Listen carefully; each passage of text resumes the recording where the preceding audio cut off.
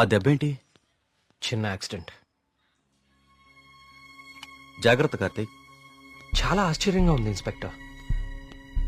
చనిపోయే వాళ్ళకి ఆత్మహత్య చేసుకునే అంత సమస్యలే లేవు. చాలా సంతోషంగా ఉండే ఫ్యామిలీస్ వాళ్ళవి. పైగా చదువు రాని వాళ్ళు కూడా గాంధార్ లిపిలో దేవుడు నన్ను పిలుస్తున్నాడు నేను వెళ్ళాలి అని రాయటం ఏంటి?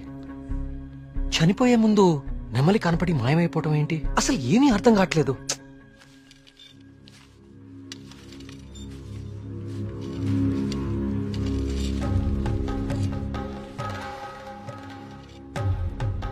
సార్ ఇదిగోండి సార్ ఫైల్. ఇక్కడ పెట్టు. పోస్ట్ మార్టం చేసిన డాక్టర్ని అడిగాను. వాళ్ళు చనిపోయిన వాళ్ళకి ఎలాంటి హెల్త్ ప్రాబ్లమ్స్ లేవని చెప్పారు. అలానే బ్లడ్ టెస్ట్ రిపోర్ట్స్ కూడా నార్మల్గానే ఉన్నాయి.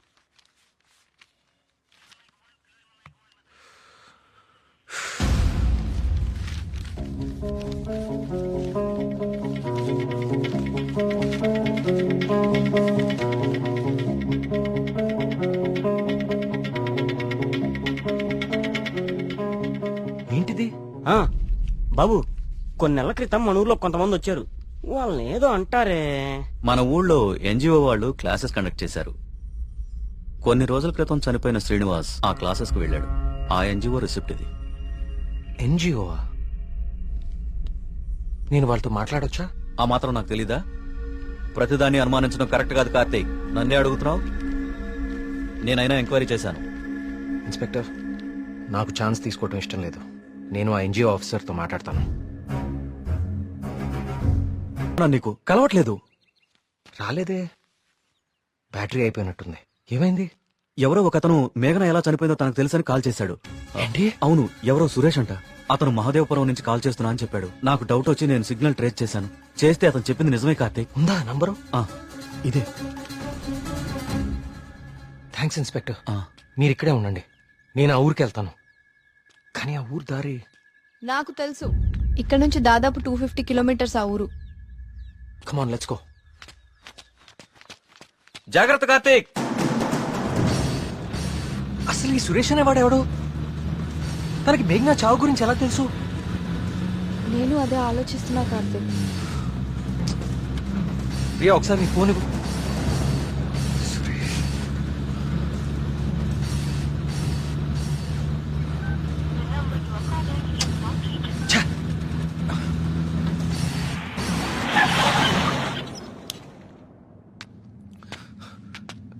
రా.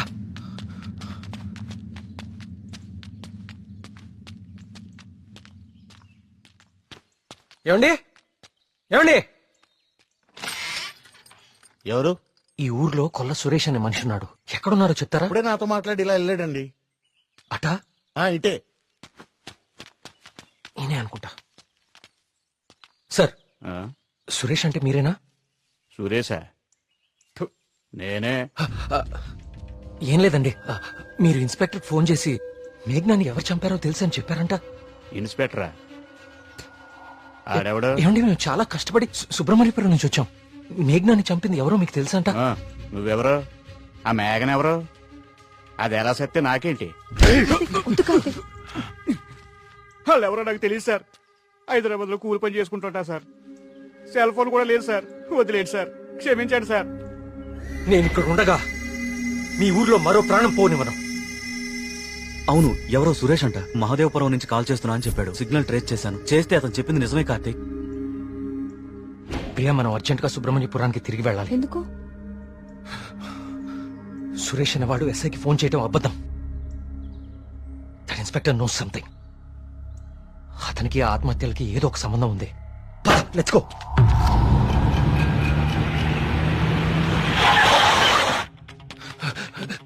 సార్, ఆ ఎస్ఐ ఎక్కడ ఉన్నాడు? అతనికి ఈ ఆత్మహత్యలకి ఏదో ఒక సంబంధం ఉంది సార్. నన్ను మహాదేవపురం పంపించేసి ఇక్కడ ఇంకో చావు ప్లాన్ చేశాడు. అతను ఆపాలి సార్, అతను ఆపాలి. ఈ ఊర్లో ఇంకొక్క ప్రాణం కూడా పోకూడదు. ఏం మాట్లాడరేంటి సార్? చచ్చిపోయాడు బాబు, చచ్చిపోయాడు బాబు. నువ్వు మహాదేవపురం వెళ్లిన కాసేపటికే ఈ విషయం జరిగిపోయింది.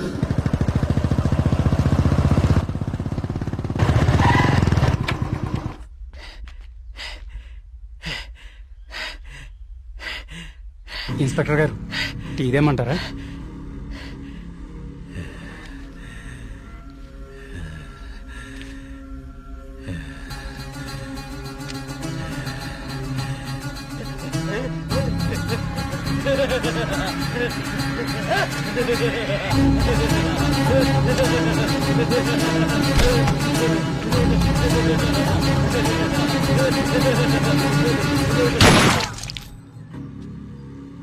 ఇంకొక ప్రాణం కూడా పోదని మాటిచ్చాం.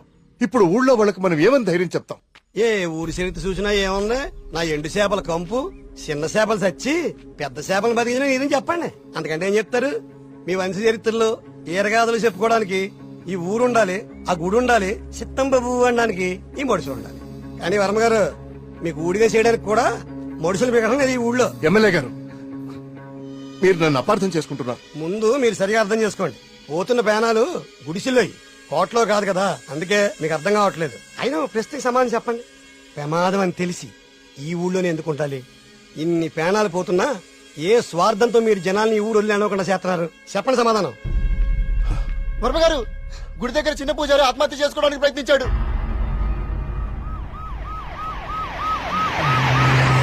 దేవుడికి ఇష్టం లేని అభిషేకం జరిగింది. ఊరంతా వలకాడ అయిపోతుంది. పదండి, ఈ ఊరు వదిలి వెళ్ళిపోదాం. అయ్యో వర్మ గారు, వెళ్తామండి. పదండ్రా, ఇక్కడ ఎందుకురా? పూజారికి న్యాయం జరగలేదు. పదండి, పదండ్రా. ఇదంతా ఎవరు చేస్తున్నారో నాకు తెలుసు. ఏమంటున్నావు కార్తీక్? అవును సార్, తెలిసిపోయింది. ఏంటి? నేను 10 రోజులు గడువు అడిగాను. ఇంకా ఒక్క రోజు మిగిలింది. 24 గంటల్లో ఈ ఆత్మహత్యలో వెనుకున్న వాళ్ళని రెడ్ హ్యాండెడ్ గా మీ ముందు నిలబడతాను.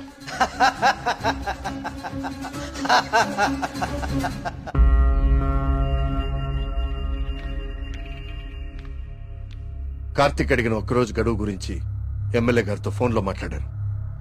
ఇంకే ఒక్క ప్రాణ నష్టం జరిగినా మనమంతా ఈ ఊరు ఖాళీ చేయాల్సి వస్తుందని ఆయన చెప్పేశారు.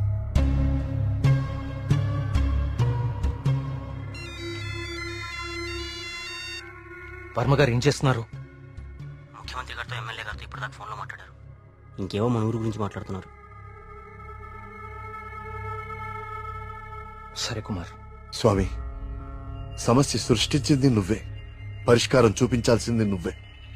ఊరు ఖాళీ అవ్వడమే నువ్వు చూపించే పరిష్కారమా?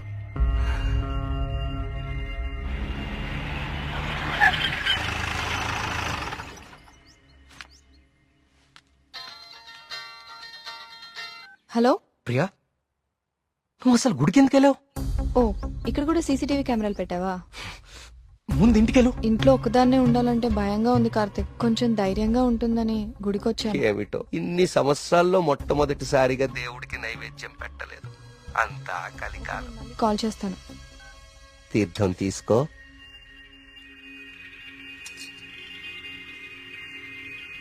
ఆయుష్మాన్ భవ. అమ్మగారు నమస్కారం అండి. పూజారి గారి ప్రసాదం మీకు ఇచ్చిరమ్మన్నారు, ఓకే. తీసుకోండి. హలో. హలో. Thank you. ఉంటానమ్మా. ప్రియా వచ్చింది ఎవరు? పూజారి గారు ప్రసాదం ఇచ్చి పంపించారు. ఇందాక ఇవ్వడం మర్చిపోయారంట. సరే, జాగ్రత్త.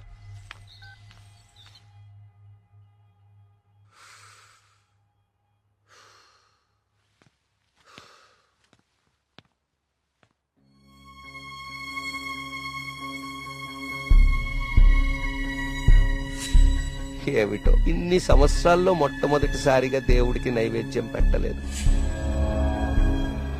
పూజారి గారు ప్రసాదం ఇచ్చి పంపించారు. ఇందాక ఇవ్వడం మర్చిపోయారంట. అయితే ప్రసాదం ఎక్కడిది?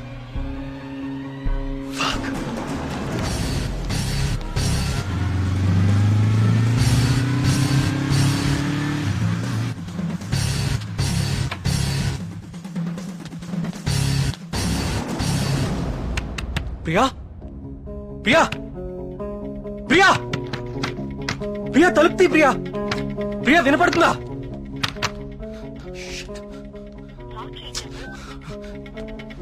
ప్రియా, ప్రియా,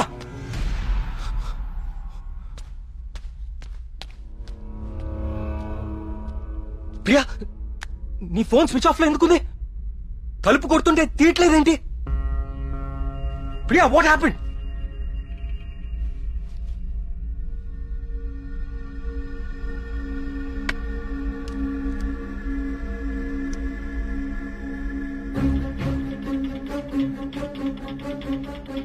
ప్రియా నో. ప్రియా ఏం రాస్తున్నావు అక్కడ? ప్రియా ప్రియా చూడు ఇక్కడ. ప్రియా చూడు ఇక్కడ please look at me Priya.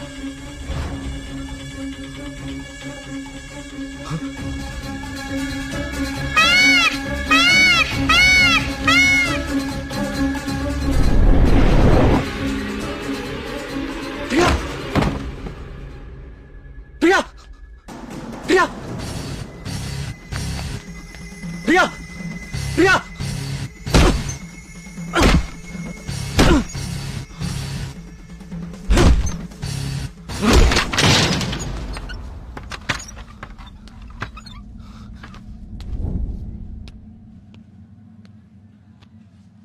She's fine. కాకపోతే వెయిన్స్ చాలా డీప్ గా కట్ అవడం వల్ల బ్లడ్ లాస్ చాలా హెవీగా ఉంది. తన స్పృహలోకి రావడానికి కొంచెం టైం పడుతుంది.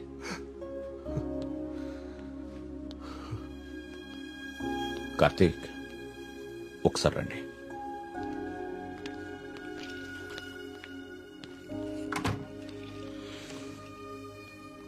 కార్తీక్ నువ్వు నన్ను రమ్మండం మంచిదైంది. నీ అనుమానం నిజం. ప్రియ తిన్న ఫుడ్లో ఒక డ్రగ్ కలపబడింది. ప్రియ బ్లడ్ ని పవర్ఫుల్ మైక్రోస్కోపిక్ అబ్జర్వేషన్ చేశాను. ఆ డ్రగ్ వల్లే ప్రియ ఆత్మహత్య చేసుకోబోయింది. విషయం అయితే చనిపోతారు, ఇలా డ్రగ్ మూలంగా ఆత్మహత్య చేసుకోవటం ఏంటి? చెప్తాను. కొన్ని వందల సంవత్సరాల క్రితం ఆయుర్వేద బ్రహ్మగా పేరొందిన సుశ్రుతుడు కొన్ని రకాల మొక్కలకి మనిషి మెదడుని కంట్రోల్ చేసే శక్తి ఉందని కనుగొన్నాడు. వాటితో ఒక డ్రగ్ తయారు చేశాడు. అలెగ్జాండర్ తన ప్రపంచ జైత్రయాత్రలో భాగంగా తన సైనికుల మీద ఈ డ్రగ్ ను ఉపయోగించాడు. ఎన్ని దెబ్బలు తగిలినా తమ శారీరక స్థితిని పట్టించుకోకుండా పిచ్చి పట్టినట్లుగా యుద్ధానికి వెళ్లేవారు. హిట్లర్ కూడా రెండవ ప్రపంచ యుద్ధ సమయంలో ఇలాంటి డ్రగ్ తయారు చేయించాడు. అయితే అదంత సక్సెస్ అవ్వలేదు. ఆ డ్రగ్ ని 3 డోసెస్ గా ఇస్తారు. రోజుకి 1 డోస్. ఆ 3rd డోస్ బాడీలోకి వెళ్ళాక డ్రగ్ ఎఫెక్ట్ స్టార్ట్ అవుతుంది. ఎవరైనా ఈజీగా ఆ వ్యక్తి మెదడుని కంట్రోల్లోకి తీసుకోవచ్చు.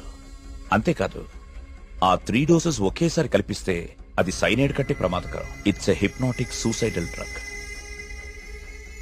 అంటే ప్రియా కూడా? ఎస్, ప్రియ విషయంలో కూడా అదే జరిగింది. ఆ డ్రగ్ కలిపారు. That might be 3rd dose. అంతకుముందే 2 డోసెస్ ఇచ్చేసి ఉండాలి.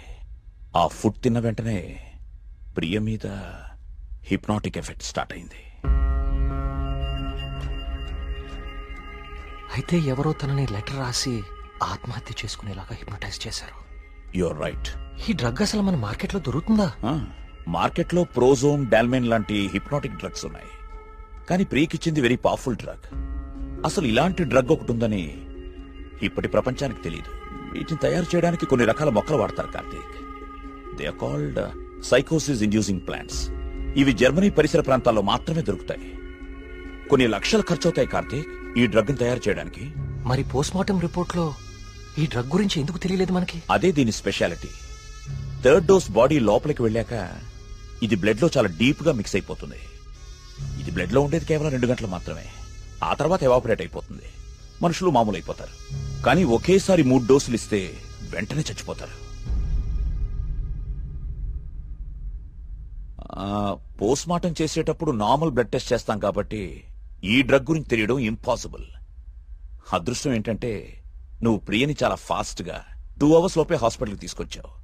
కొంచెం ఆలస్యమైనా ఇలాంటి డ్రగ్ ప్రియకిచ్చారని మనకెప్పటికీ తెలిసేది కాదు. థ్యాంక్స్ బాబు.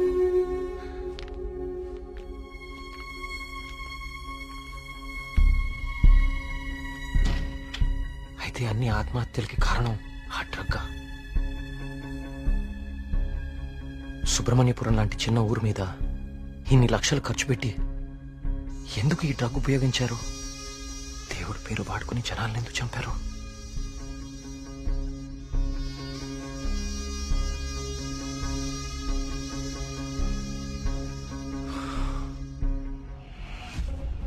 సుబ్రహ్మణ్యపురం ఆలయంతో సహా గణపతి స్థపతి కట్టిన ఆలయాలన్నీ ఒకలాగానే ఉన్నాయి. ఏదో లింక్ మిస్ అవుతున్నాను.